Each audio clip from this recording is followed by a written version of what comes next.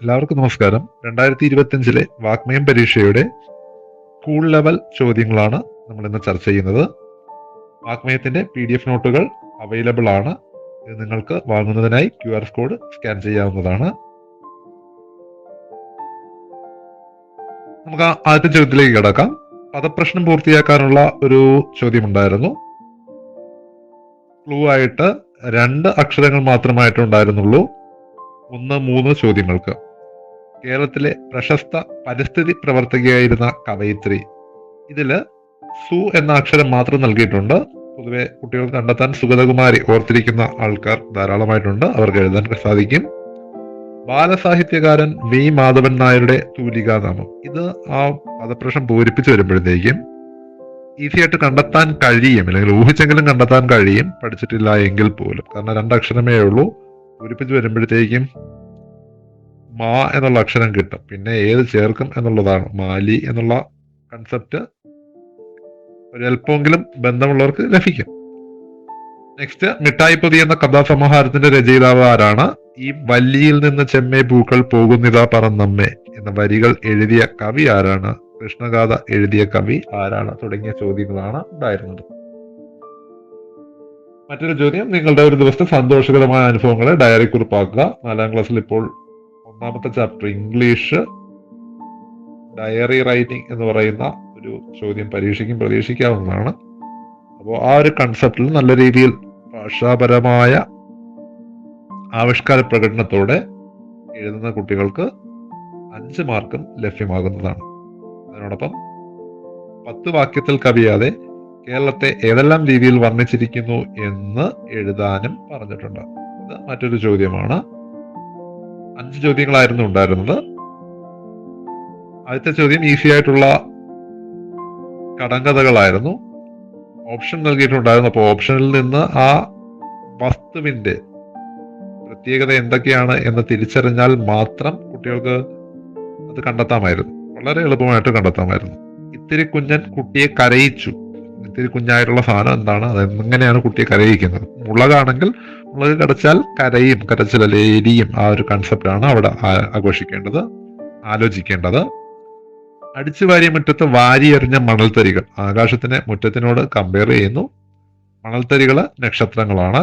വായില്ല നാക്കുണ്ട് നാക്കിന്മേൽ പല്ലുണ്ട്. ഇത് ഡയറക്റ്റ് ആയിട്ട് നമ്മൾ കടങ്കഥാ പുസ്തകങ്ങളിൽ പഠിക്കുന്ന ചോദ്യമാണ്. മറ്റൊന്ന്, അക്ഷരതെറ്റുകൾ തിരുത്തുക എന്നുള്ളതാണ്. LP, UP, HS സ്ഥലങ്ങളിലെല്ലാം ചോദിക്കുന്ന ഒരു ടോപ്പിക്കാണ് അക്ഷരത്തെറ്റ് തിരുത്തുക എന്നുള്ളത്. 3 തെറ്റുകളായിരുന്നു ഉണ്ടായിരുന്നത്. വിദ്യാലയം, സ്വാതന്ത്ര്യ ദിനാഘോഷം എന്നിവ. അപ്പോൾ അതിന്റെ തിരുത്തി ഇവിടെ എഴുതിയിട്ടുണ്ട്. അപ്പോൾ ഇത്രയുമായിരുന്നു ചോദ്യങ്ങൾ. 5 ചോദ്യങ്ങളായിരുന്നു സ്കൂൾ തലത്തിൽ ഉണ്ടായിരുന്നത്.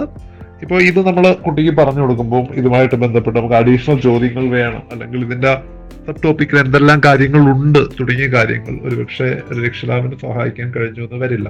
ഇത്തരത്തിൽ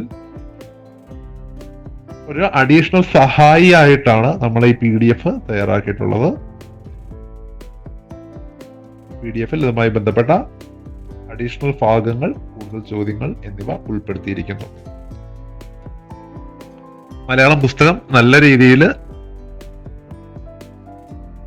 വായിച്ച് മനസ്സിലാക്കി മുന്നോട്ട് പോകുന്ന ഒരു കുട്ടിക്ക് ആരുടെയും സഹായമില്ലാതെ തന്നെ ഈ പരീക്ഷ നല്ല രീതിയിൽ പൂർത്തിയാക്കാൻ സാധിക്കുന്നതാണ്. നമുക്ക് കുറച്ച് അഡീഷണൽ ചോദ്യങ്ങളും കൂടെയൊക്കെ ഒന്ന് നോക്കാം. ഇപ്പൊ നമ്മൾ നേരത്തെ കടങ്കഥ പറഞ്ഞു. അപ്പൊ ഇവിടെ സസ്യങ്ങൾ ഉത്തരങ്ങളായിട്ട് വരുന്ന കുറച്ച് കടങ്കഥകൾ നൽകിയിരിക്കുന്നു. അകത്തറുത്താൽ പുറത്തറിയും, അകത്ത് തീരി തെറുത്ത് പുറത്ത് മുട്ടയിട്ടു. കുരുമുളക് ആൻസർ ആയിട്ട് വരുന്നു. ഇത്തിരി കുഞ്ഞൻ കുട്ടിയെ കരയിച്ചു. ഇത് ഇപ്പോഴത്തെ 2025 ചോദ്യമായിരുന്നു. കാളക്കിടക്കും കയറോടും എന്നുള്ളത് മത്തൻ വള്ളിയാണ്. ഈ വല്ലിയിൽ നിന്ന് ചെമ്മേ പൂക്കൾ പോകുന്നിതാ പറന്നമ്മേ. ഇത് എഴുതിയത് കുമാരനാശാനാണ്. കൃഷ്ണഗാഥ എഴുതിയത് ചെറുശ്ശേരിയാണ്. പ്രാചീന കവിത്രയത്തിൽ ചെറുശ്ശേരി, എഴുത്തച്ഛൻ, കുഞ്ചൻ നമ്പ്യാർ എന്നിവരാണ് ഉൾപ്പെടുന്നത്. അതേസമയം ആധുനിക കവിത്രയത്തിൽ ആശാൻ, ഉള്ളൂർ, വള്ളത്തോൾ എന്നിവരാണ് ഉൾപ്പെടുന്നത്. തുള്ളൽ വിഭാഗങ്ങൾ 3 എണ്ണമാണ്. ഓട്ടൻ, ശീതങ്കൻ, പറയൻ തുള്ളലുകൾ. തുള്ളൽ എന്ന നൃത്ത കലാരൂപത്തിന്റെ ഉപജ്ഞാതാവ് കുഞ്ചൻ നമ്പ്യാരാണ്. തന്റെ കവിതകൾ സമൂഹത്തെ ചോദ്യം ചെയ്യാനും അതിലൂടെ സമൂഹത്തെ ബോധവൽക്കരിക്കാനും കുഞ്ചൻ നമ്പ്യാർക്ക് കഴിഞ്ഞിരുന്നു. മാന വിക്രമൻ സാമൂതിരിയുടെ സദസ്സിലെ അംഗമായിരുന്ന കവി മുനം നമ്പൂതിരിയാണ്. ഇത് പദപ്രശ്നത്തിന് ചോദിച്ച ചോദ്യങ്ങൾക്ക് നമുക്കൊരു സബ് ടോപ്പിക് ആയിട്ട് കൊടുക്കാവുന്ന വേറെ കുറച്ച് ചോദ്യങ്ങൾ. അപ്പോൾ ഈ രീതിയിൽ നിങ്ങൾക്ക് കൂടുതൽ കൺസെപ്റ്റുകൾ, അതുമായിട്ട് ബന്ധപ്പെട്ട ആശയങ്ങൾ അല്ലെങ്കിൽ നോട്ടുകൾ കൂടുതൽ വായിക്കാനുള്ള ഭാഗങ്ങൾ തുടങ്ങിയ ഉൾപ്പെടുത്തിക്കൊണ്ടാണ് വാഗ്മയത്തിന്റെ PDF